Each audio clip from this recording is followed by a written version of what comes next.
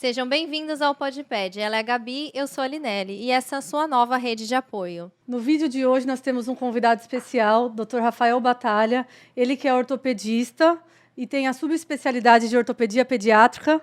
Fala um pouquinho pro pessoal dessa especialidade. Boa tarde. Ou é Boa noite? tarde. Bom, primeiro, obrigado pelo convite. E é uma subespecialidade até um pouco desconhecida. Tem até colegas médicos que não sabem que essa especialidade, que essa subespecialidade existe. Então, a ortopedia pediátrica é um ramo da ortopedia que, como o próprio nome diz, cuida mais de crianças. E eu falo mais e não só de crianças, e isso é até um ponto de discussão. Às vezes me liga e fala, até que idade você atende? Não existe isso. Porque às vezes a criança nasce com algum problema, a gente vai acompanhar ela ao resto da vida, porque esse problema foi na infância. Então, mas por definição seria o tratamento e o acompanhamento dos pacientes com um esqueleto imaturo, né? É isso que a gente faz. Então, tanto a parte traumatológica, de fraturas, enfim, quanto a parte ortopédica, né? Que envolve as doenças ortopédicas, as malformações, enfim, as sequelas de infecção, de trauma e essas coisas todas. Muito legal. Hoje vamos falar sobre displasia congênita de quadril.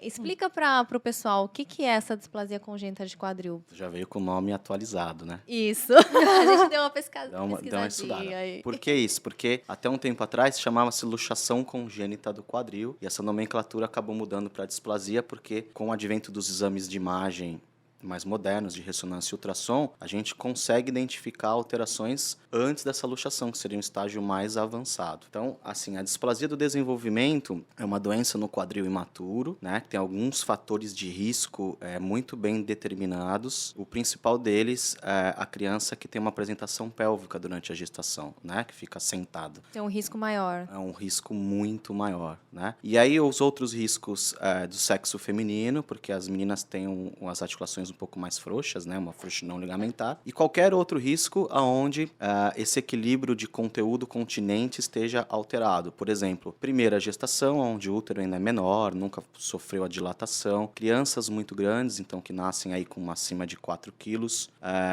Gemelares, enfim. Qualquer coisa que acabe alterando a quantidade e o conteúdo, né? O que cabe dentro daquele útero. Perda de líquido, oligodrâmino, então tudo isso são fatores de risco menores para a displasia do quadril. Agora, o fator de risco maior, com certeza, é a apresentação pélvica. Então, se você tem uma gestação pélvica, é mandatório a investigação. Sempre que o bebê nascer pélvico, ele vai ter essa displasia ou não? Não é regra? Não é regra, é um fator de risco, mas que tem que ser investigado. Precisa, né? Precisa. Assim como vocês, a minha esposa é pediatra, né? Sim. E eu brigo com ela, eu falo assim, ó, precisa saber fazer o exame físico, né? Por quê? Porque o primeiro exame físico é o mais importante. O diagnóstico inicial. O diagnóstico inicial ali na sala de parto, ele é o mais sensível, na verdade. Então, você pode pegar, por exemplo, crianças com displasia ou com luxação, que seria um estágio mais avançado. Se você deixou passar ali 2, 3, 4 semanas, às vezes o exame físico já fica normalizado. Então, você já não consegue, ao exame físico, detectar. Então, por isso que em alguns países, se você tem o bebê com apresentação pélvica, nasceu, ele já ganha um ultrassom. Na hora. É obrigatória a realização do ultrassom. E esse ultrassom aqui em Santos, pelo menos, é muito difícil um médico que faça, né? Para fazer aquela classificação. A gente solicita, às vezes, fala, ó, só o médico que vem na quinta. Não é uma coisa simples, né, de conseguir. Não é uma coisa simples, porque, vamos dizer assim, é uma coisa à parte da formação do médico, né, do ultrassonografista, do radiologista. Ele tem que se especializar para poder fazer. E não é fácil lidar com um bebê, quem não é da praia já fica um pouco assustado. Ansioso, Então é difícil mesmo. A gente, infelizmente, já teve casos aí de opiniões diferentes, faz aqui, faz ali, um diz que está com displasia, outro não está. É uma questão de marcação de graus, então no ultrassom eles marcam algumas angulações. E ângulo é aquele negócio, você coloca o computador um pouquinho para cá, um pouquinho para lá, já dá uma diferença gritante aí de 5, 10 graus, que você pode jogar o paciente numa classificação de doente ou de normalidade. Então, a gente tem que tomar bastante cuidado também com a qualidade do exame. E o diagnóstico, ele é feito somente no ultrassom ou tem outros meios? Você comentou do exame clínico, né? O exame clínico é fundamental.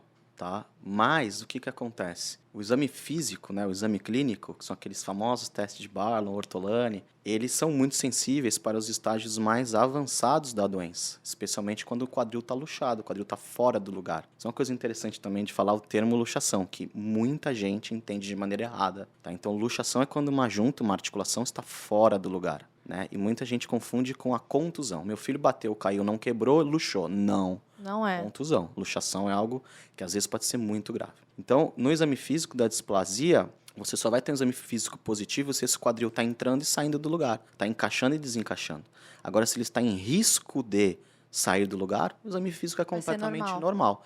Então, por isso que, se você tem o fator de risco lá na gestação, tem que investigar, porque senão vai passar batido, esse diagnóstico vai ser tardio e aí as consequências serão maiores, né? Esse teste aí o inicial, esse exame físico pode ser positivo, pode ser negativo, Pode ser tá negativo normal, e a criança mas a estar criança doente. ainda ter. É. Por que do ultrassom, tá? Então vamos lá, em termos de exames de imagem, a criança até mais ou menos uns 6, 7 meses de idade, a epífise, que seria a cabecinha do fêmur, ela não é visível ao raio-x. Você bate a radiografia, você vê um espaço preto. Você não vê nada porque ela é feita de cartilagem. Então, não dá para bater o martelo, a não ser que seja algo muito gritante, você não consegue bater o martelo que existe a doença ou não. Então, não é um exame de melhor escolha. Às vezes, infelizmente, você não tem, né, tá no SUS que não tem o exame melhor para fazer, a gente acaba tentando se virar com história, exame físico e raio-x, mas de longe não é o ideal. Vamos pular o ultrassom, que a gente já falou que é o melhor, e ressonância. A ressonância com certeza veria as alterações displásicas. Só que um bebê, para fazer ressonância, tem que ser sedado, Sim. né? Então não dá para você Você pegar um expõe um bebezinho, bebê. vai fazer uma anestesia, e já o ultrassom não, né? Então o ultrassom ele não precisa desse tipo de sedação, de intervenção, porém é um exame examinador dependente. Né? Então o médico que recebe esse exame, ele tem que acreditar no que o colega contou. E a né? perna do lado da luxação, ela fica mais curta? Tem alguma alteração que dê para... Nos primeiros meses, nada. Esse é o grande... Silenciosa. Ela é uma doença silenciosa. Esse é o grande problema da displasia, né? Então, o exame físico ali dos primeiros 2, 3 meses é Barlow e Ortolani, ponto. E lembra que eu falei que só se o quadril estiver luxando ou luxado. Então, a displasia pura, ou seja, que é aquele quadril que está em risco de luxar, não vê nada de diferente. Seria o ideal todas as crianças com Com fator de risco ser encaminhada para ultrassom.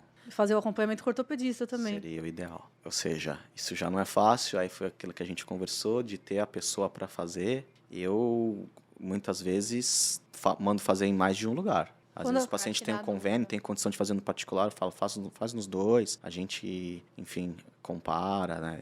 Quando a criança começa a andar, se ela começar a mancar, dá para suspeitar? Aí sim. E é do lado afetado que ela vai ter um...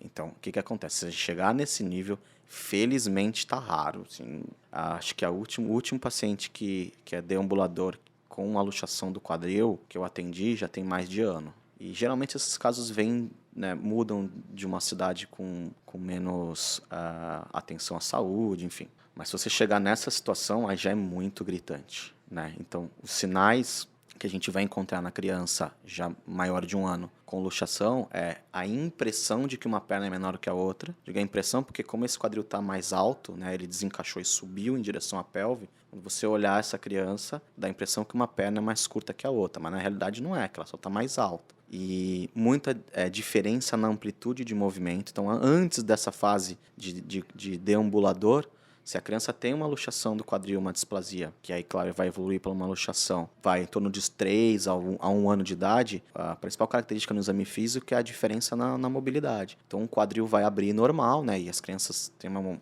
amplitude de movimento enorme. E do outro lado, você vai ter essa diferença. E agora, qual é o grande problema? E se for nos dois lados? Você não vai ter um parâmetro. Você não tem muito parâmetro, né? Se for uma mãe inexperiente, vai achar que aquilo é o normal, que o quadril abre, enfim. Por isso a presença do exame físico do pediatra é importante. E aí entra uma coisa que é muito interessante, que eu recebo muito paciente com: doutor, encaminhou porque as preguinhas estão diferentes, que a gente chama de assimetria de prega, as dobrinhas que o bebê tem. Não é uma coisa patognomônica. Tem uma simetria de prega porque tem alguma luxação. Não é. Mas é um dos sinais, especialmente quando você tem um quadril unilateral. Porque aí muda toda essa configuração, então a preguinha muda de lugar ou não tem, etc. Mas é uma coisa que criou-se assim um sinal de alerta para a mãe, que tem alguma coisa diferente ali, tem que investigar. Mas é muito mais importante investigar uma gestação pélvica do que uma assimetria de pregas, com certeza absoluta. No caso ali de ortolane positivo, encaminhou, fez o ultrassom, confirmou a luxação. O que a mãe Ótimo. deve se desesperar? Não deve se desesperar, porque principalmente se for feito um diagnóstico precoce. Tá? Precoce ali até sendo otimista, até uns 3 meses de idade. Porque dos 0 aos 6 meses, o tratamento é feito com uma órtese, podia ter trazido, chama um suspensório de Pavlik. Eu tenho tá? uma foto aqui. Então, é um gente coloca aqui no suspensório vídeo. mesmo. Isso, é um suspensório. Existe um ajuste, né, na qual a gente vai posicionar esse quadril apontado lá para o fundo do acetábulo, que é o encaixe na bacia. Então, quando a gente centraliza esse quadril, quando você encaixa ele muito bem encaixado e deixa naquela posição, porque esse paciente tem que usar Nossa, dá essa uma órtese. certa afliçãozinha, né? O bebê fica em posição sapinho, assim. Então, o quadril fica fletido e abduzido, né? Tem ali amplitudes, vamos dizer assim, de segurança. Também não pode ser muito dobrada nem muito aberta, mas enfim. O corpo é tão inteligente que ele entende que esse quadril está no lugar e só está nesse lugar, ele acaba remodelando o acetábulo, que é o grande problema na bacia, né? No encaixe do fêmur. E acaba abraçando esse fêmur de uma maneira satisfatória. E a gente faz o controle ultrassonográfico, né? Então o paciente fica com aquele suspensório o tempo inteiro, Por quanto tempo usa até normalizar o ultrassom. Vai fazendo esse acompanhamento para fazendo acompanhamento, definir o término. Aí muda um pouquinho, tem uns protocolos que normalizou, tira, outras pessoas deixam usando o suspensório só para a criança dormir, que já dá um período aí de umas 12 horas e tal. Mas tem uma evolução muito boa, às vezes em coisa de 4, 5 semanas evolui super bem. Então tem Falando de cura. um mês. Tem cura e fica perfeito, né?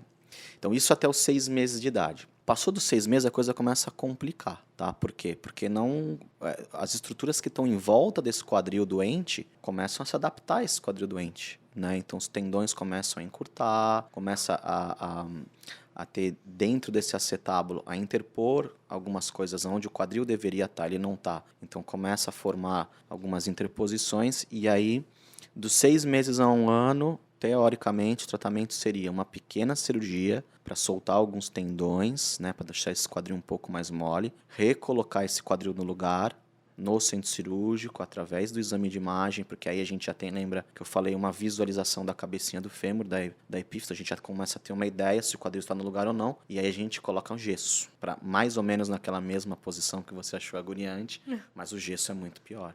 Com certeza. E aí a gente deixa com gesso bastante tempo, pelo menos umas 12 semanas. Ou seja, mais uns 3 meses. Enquanto o suspensório, às vezes, em 1 mês resolve, o gesso precisa pelo menos 3 meses para esse quadril a criança deve ficar mais remodelar. irritada, né? Já é uma criança grande, Já se irrita, que já estava Gatinhando, de repente. Então, além de tudo, você atrasa um pouco o desenvolvimento. Ela estava engatinhando, estava andando, ela vai ficar imobilizada esse tempo todo. Passou de 1 ano, aí entra nos quadros bem mais traumatizantes, assim. As cirurgias são enormes. Você tem que abrir esse quadril inteiro, limpar aquele acetábulo, que eu falei que tinha as interposições, liberar músculo. Muitas vezes precisa tirar um pedaço de osso para encurtar esse fêmur. E também não se livra do gesso. Você faz tudo isso, deixa no mesmo gesso e assim vai, né? Então, o diagnóstico precoce, ele é fundamental. Na maternidade, foi feito o teste, deu positivo. Às vezes, algumas maternidades que a gente trabalha não tem ortopedista. É recomendado colocar a fralda dupla? Não.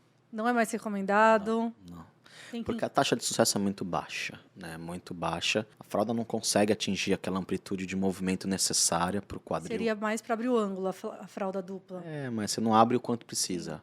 Como eu te falei, o início do tratamento precoce, até 1, 2 meses, dá para tratar numa boa. Então, também não precisa desesperar porque não tem ortopedista. A mãe não precisa sair correndo, desesperada. Se o pediatra da sala de parto, ou que estiver acompanhando, enfim, já tiver um pouco de noção e aquela criança já sair de lá com um ultrassom bem feito, já é meio caminho andado. Porque você pode ter alta da maternidade, tranquilo. Sabendo que tem uma consulta para agendar e aí você agenda com o ortopedista, de preferência um especialista em crianças, já tem o exame pronto, já tem ali o diagnóstico praticamente feito. Então, não precisa desesperar. E qual que é a principal complicação, assim, numa displasia de quadril? É Se você- atraso Não, a criança, na verdade, num primeiro momento, na primeira infância, você vai ter alterações de marcha, né? Então a criança vai claudicar, vai ter algumas dificuldades físicas. Você, na verdade, se transforma num deficiente físico. Mas num primeiro momento não tem dor, porque elas têm um estoque de cartilagem enorme, então mesmo aquele quadril em contato com o osso da bacia, não sente nada, né? Não tem dor. Essa última que eu atendi, que eu falei que faz mais de um ano, ela tinha 4 anos. Grandinha. Andava, não tinha nada, mas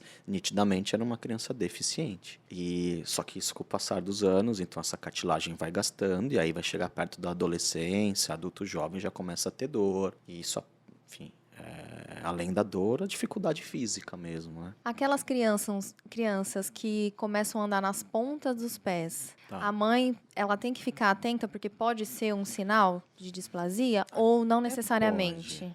Até pode, mas não. Não é. Raro. Porque a gente pensaria o quê? Pensaria que uma criança que anda na ponta do pé, de um pé, seria por uma diferença de tamanho de membros. Sim. Que a gente comentou que é uma diferença falsa, mas enfim, um membro vai estar mais elevado. Então, esse lado mais curto, para a criança andar legal, ele tem que dar uma compensada, né? Aí ela- Então, as duas maneiras de compensação são ou o lado maior, flat, então a criança anda com o joelho dobrado e o outro normal, ou o lado menor anda na ponta do pé. Sim. Raro acontecer. Geralmente é uma claudicação, enfim, a criança tá mancando, mas andar na ponta do pé, a gente pensa em um monte de outras Outras coisas coisas antes de que não pensar essa. nisso. Aproveitando, esses dias a gente falando sobre andador, que não se recomenda.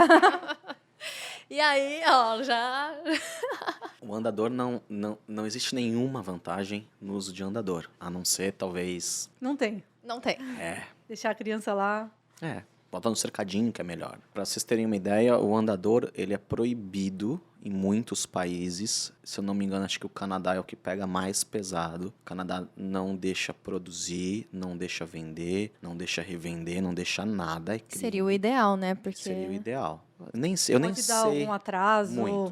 Muitos. Então, acho que o principal problema do andador é risco de acidentes. Né? Sim. Então, você dá autonomia a uma criança que não tem ideia do perigo para cair numa escada, derrubar uma panela, botar a mão numa tomada e um monte de outras situações. Do ponto de vista ortopédico, o andador faz a criança andar na ponta dos pés, ela aprende a andar errado, porque é um cérebro imaturo. Eu brinco com meus pacientes e falo que é assim, ó, a parte ortopédica é o carro, né? Eu sou um mecânico. E a parte neurológica é o motorista. Então, você coloca um motorista que não está apto a dirigir para andar. E ele, na ansiedade de andar, ele vai com as pontas dos pés. que é a forma Ele mais vai rápida. aprender assim. Você vai ser andador e vai virar uma criança que anda na ponta do pé. Outra coisa, a criança pequena ela tem um genovaro, que é aquela perninha arqueada, né? As mães falam que é alicate. Então, colocar a criança em pé, andar de andador, aumenta a permanência, né? Aumenta o tempo que esse paciente fica em genovaro, né? Então, pode deixar com as perninhas tortas. Fora um monte de outras situações de atraso do desenvolvimento. Eu não vejo motivo para uma criança... Às vezes eu atendo e falo assim, doutor, é para ele aprender a andar. Não, vai Mas- aprender errado, né? Mas ninguém precisa, né? Se tá todo mundo aqui aprendeu sem andador, por que ela Sim. precisaria? Mas acho que é um pouco de cultura. O brasileiro tem uma cultura de que se o meu filho andou com 9 meses e o da vizinha andou com 1 ano, meu filho é mais esperto. E não tem absolutamente Não tem nada a ver. Não tem né? nada. Eu mesmo tenho 2 filhos, um andou com 1 ano, outro com 1 ano e 5, e tá tudo bem, cada um no seu tempo. Não sei se é essa ansiedade de querer que ande logo, ou por uma questão de conforto, porque aí não precisa ficar em cima da criança, bota ela no andador e ela vai por aí. Mas corre muitos riscos, tem muitos casos de afogamento, de queda de escada, Sim. e choque, enfim, um monte de coisa. E tem como prevenir, que eu acho que é a maior dúvida das mães, principalmente as que estão grávidas agora, tem como prevenir? Existe alguma coisa que ela faça para evitar que tenha uma displasia, alguma coisa? Não tem, né? Não tem como, porque o fator de risco o fator de risco maior É é a apresentação pélvica. pélvica. E é Vai algo ver sentadinha, né? incontrolável, né? Não tem o que fazer. Então, o interessante é todo mundo ter um pouco de conhecimento para aquilo que a gente conversou. Tem fatores de risco, independente até do exame físico, porque tem aquela classificação anterior da luxação, que é a displasia, que o exame físico dá normal. Então, tem fator de risco, faz ultrassom, e aí tenta se cercar. Eu fiquei super feliz, acho que você é uma, que manda para uma pessoa que faz muito bem ultrassom. Então, antes era o ortopedista que falava, putz, esse ultrassom acho que não tá legal, quero que faça com fulano. Agora eu já comecei a receber aqui, já vindo dessa doutora, que é a expert em ultrassom, método de direcionado. grave.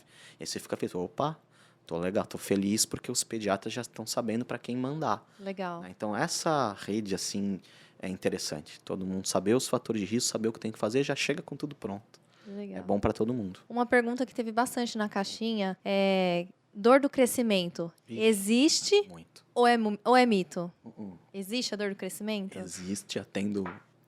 95%. Não, atendo muito. Tá, vamos lá. Dor de crescimento, ela existe, tá? Só que ela tem características muito bem marcadas. E a gente tem sempre que pensar em todas as outras possibilidades e deixar a dor de crescimento como um diagnóstico de exclusão, tá? O que é a dor de crescimento? Então, dor, principalmente nos membros inferiores, numa criança entre 3 e 6 anos, às vezes pode se estender um pouquinho mais, mas o diagnosticador começa geralmente nessa idade, principalmente à noite ou em períodos de repouso, final do dia à noite. Não pode ter nenhum outro sinal, nenhum outro sintoma. Então, dor de crescimento não dá febre, não dá inchaço, não fica roxo, não manca, não dá nada, tá? São dores que a gente considera, os pais muitas vezes não, mas a gente considera de baixa intensidade, visto que nunca uma criança com dor de crescimento geralmente precisa ir ao hospital, tomar remédio na veia, injeção, não. A maioria das vezes com uma massagem, com repouso, esquentar o local, compressas quentes, já melhora e no máximo ali um remedinho mais caseiro, né? Então...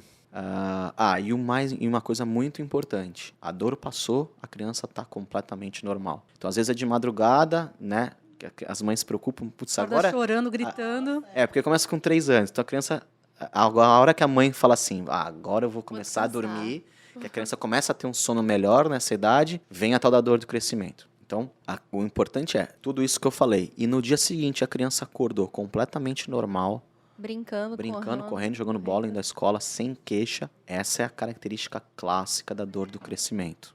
Tá? Ela pode durar alguns dias? Não, nunca. Só Minutos, episódio... naquele momento. Minutos. Ó, doeu, fez uma massagem, passou, dormiu, acabou. Dia seguinte, vida normal, tá? Existem algumas teorias do porquê que isso acontece. A primeira, relacionada à grande atividade de impacto nas cartilagens de crescimento, né? Por que que essa teoria é um pouco aceita? Primeiro, porque é mais em membros inferiores, então está mais relacionado ao suporte do peso. Então, é muito comum assim. As mães que o filho tem dor de crescimento, elas já sabem, ó, se hoje foi um dia mais agitado, ela já sabe que provavelmente vai ter dor. Teve um aniversário do amiguinho com pula-pula, com um monte de bolinha, piscina de bolinha, corre para aquele dia vai ter provavelmente dor. Então essa é da atividade de impacto. E a outra teoria de um crescimento desordenado das estruturas. Então, em vez de crescer todo mundo junto, o osso cresce primeiro, aí vai puxando as outras estruturas e vai doendo. Essa teoria é mais por conta do período noturno, do período do descanso, que é onde a criança mais cresce, né? Mas, no geral, é isso. Tem até um textinho, bom, já vou fazer uma propaganda do site da Sociedade Brasileira de Ortopedia Pediátrica, a sigla é SBOP. É bem bacana lá, porque tem uma aba do lado chamada Orientação aos Pais. Aí tem vários textos. Legal. Um deles é dor de crescimento. Então, eu sempre, até quando uma criança passa comigo, geralmente eu abro esse texto, dou o endereço à mãe e falo, ó, tem que ficar desse jeito. Não, se alguma coisa mudar, procure ajuda. Porque é um diagnóstico de exclusão. Né? Infelizmente, eu tive um caso só, né, do SUS. Os pais não tinham tanta orientação. A criança tinha o diagnóstico de dor de crescimento clássico, mas ela desenvolveu uma osteomielite, uma infecção óssea que não tem nada a ver com a dor de crescimento, tá? Quem tem dor de crescimento tá sujeito a ter outras doenças. E essa osteomielite, o quadro clínico da osteomielite foi jogado nas costas da dor de crescimento. A criança começou com dor e falou, olha, tem dor. É dor de crescimento. É dor de crescimento.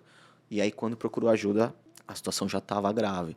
E foi o que eu conversei com a mãe na época. Eu lembro perfeitamente disso. Falei assim, você não reparou que a história mudou? Aí você perguntou, durou dias? Não, dor de crescimento melhora dia seguinte, a criança está correndo. Não pode ter dor todo dia, dor importante, dor que não melhora com coisas básicas, dor que precisou levar ao pronto-socorro, tomar injeção, remédio na veia. Isso não é dor de crescimento. Fora outros fatores, por exemplo, essa criança tinha um inchaço, tinha um edema, né? A perna estava muito maior do que a outra, aumento de temperatura. Então, se a história mudar, tem que procurar ajuda. Bom, a gente queria te agradecer. Foi muito importante. Eu acredito que todas as mães agora conseguiram tirar as dúvidas. Lembrando que esse teste que a gente falou hoje de displasia de quadril, esse teste dá para fazer na maternidade. Se você tem alguma dúvida ainda de teste na maternidade, a gente tem um vídeo que ensina quais são os testes que você tem que cobrar do pediatra, da pessoa que vai te dar alta. Não é incomum eu pegar lá a carteirinha do bebê e o ortolane tá lá Em aberto. Sem canetada. Tem que conferir antes da alta, Tem que pessoal, se fazer. tá tudo preenchidinho lá. E aonde que as mães podem te encontrar? Tem algum número do consultório ou o Instagram? Tem, eu atendo numa clínica aqui em Santos, tem o meu Instagram, que é Rafael Batalha, e eu atendo numa clínica em Santos, que é a Clínica Ortocenter, 21386600, mas acha em redes sociais, na internet, acha bem, e é uma clínica mais conhecida. E é isso aí. Maravilha. Muito obrigado pela Eu sua agradeço. presença, ter topado. Obrigado. Até o próximo, pessoal. Tchau, tchau.